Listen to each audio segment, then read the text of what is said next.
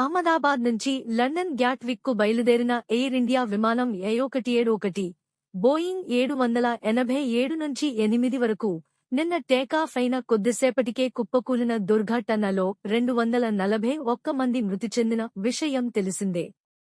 ఈ విషాద ఘటనపై MLC mega brother Nagababu X Twitter వేదికగా స్పందించారు.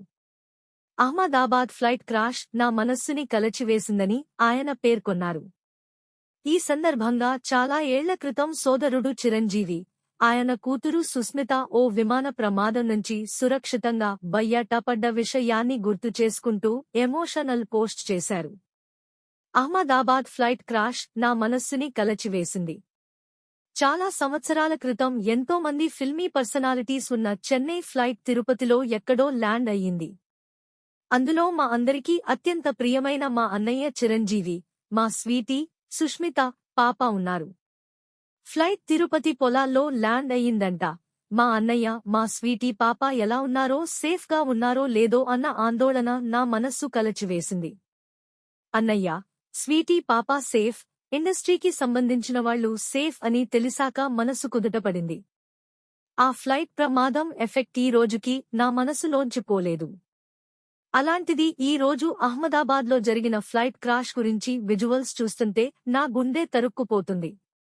ఎంతమంది యువకులు వాళ్ల భవిష్యత్తు కోసం ఎన్నెన్ని ఆశలతో ఆ ఫ్లాట్ ఎక్కారో, ఎంతమంది పెద్దవాళ్లు వాళ్ల జీవిత చరమాంకంలో రిటైర్మెంట్ జీవితాన్ని అద్భుతంగా ఊహించుకుంటూ ఆ ఫ్లైట్ ఎక్కారో, ఏ తల్లి తన బిడ్డల దగ్గరికి చేరాలని ఆత్రంతో ఫ్లైట్ ఎక్కారో, ముక్కుపచ్చలారని పసిపాపలు ఈ లోకం ఒకటుందని తెలియక కేవలం తల్లి పొత్తిళ్లలో సేఫ్గా ఉన్నామనుకున్న పసి బిడ్డలు ప్రయాణికులని సేఫ్ డెస్టినేషన్ కి చేర్పించి తన ఆత్మీయులతో గడపాలని ఊహల్లో ఉన్న పైలట్, కో పైలట్, ఇతర క్రూ మెంబర్స్.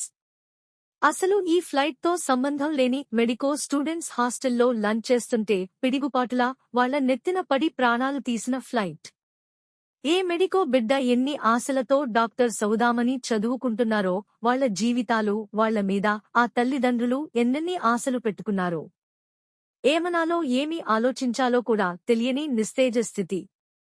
ఇన్ని నిండు ప్రాణాలు గాలిలో కలిసిపోయాయి. ఒక ఫ్రాక్షన్ సెకండ్లో ఇదంతా ఒక పీడకల అయితే ఎంత బాగుంటుంది అనిపించింది. గొంతును ఎవరో నొక్కుతున్నట్లు, తలని ఒక రాకాసి హస్తంతో పిసుకుతున్నట్లుగా ఒక రకమైన స్థితిలో నిస్తేజంతో ఉండిపోయాను. ఏడుపు రావటం లేదు, గొంతు పూడుకుపోతుంది. దేవుడున్నాడని నమ్మే అన్ని మతాలవాళ్లు ఆ ఫ్లైట్లో ఉండే ఉంటారు. ఈ దేవుళ్ళు ఏమైపోయారు, ఎందుకు కాపాడలేకపోయారు అనిపిస్తుంది. ఈ శతాబ్దానికి ఇంతకన్నా పెద్ద ఆపద రాకూడదు కూడా. చనిపోయిన వాళ్లకి కన్నీళ్లతో బాధాతప్త హృదయంతో వారి ఆత్మలకు శాంతి చేకూరాలని కోరుకుంటున్నా అని నాగబాబు ట్వీట్ చేశారు.